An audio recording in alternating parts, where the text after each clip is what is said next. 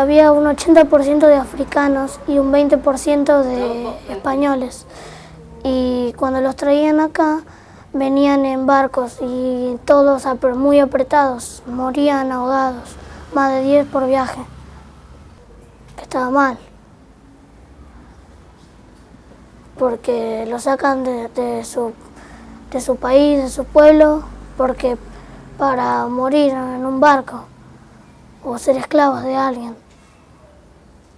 Estaba muy mal todo lo que hacían porque se morían personas, el pueblo sufría, no había guerras, mataban, estaba todo mal. ¿Por qué tenían que haber esclavos? No había un 80% de esclavos, ¿no? En general había una buena cantidad de esclavos en la población. Por ejemplo, en Buenos Aires eran casi el 30% de la población. Y se dedicaban, ¿por qué había esclavos? Bueno, la esclavitud en América comenzó cuando, debido a la conquista, la invasión española, hubo una alta mortalidad de los habitantes originarios, de los indígenas, por las enfermedades que trajeron los españoles y también por las matanzas que se cometieron.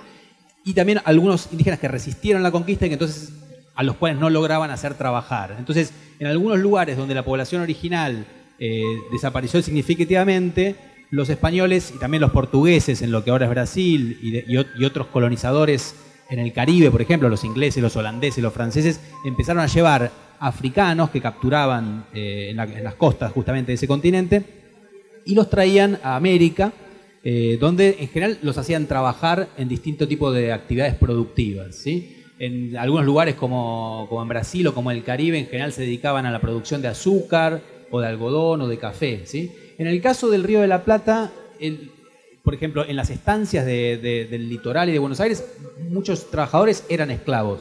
Había trabajadores asalariados, peones, y también había trabajadores esclavos. Y en el caso de la ciudad de Buenos Aires y de otras ciudades menores, en general los esclavos se dedicaban a las tareas domésticas, eran criados de las familias más poderosas, ¿sí? Con lo cual eran una parte muy sustancial de la sociedad. Y uno de los grandes cambios que trae la Revolución de Mayo es un inicio del declive de la Revolución, ¿sí? Porque en 1813 va a haber una libertad de vientres que hace que los hijos de los esclavos nazcan libres, porque los soldados esclavos, los esclavos que se hicieron soldados para pelear en la Guerra de Independencia salían del ejército libres, pero en realidad la esclavitud tardó mucho más en desaparecer y recién se abolió con la Constitución Nacional de 1853.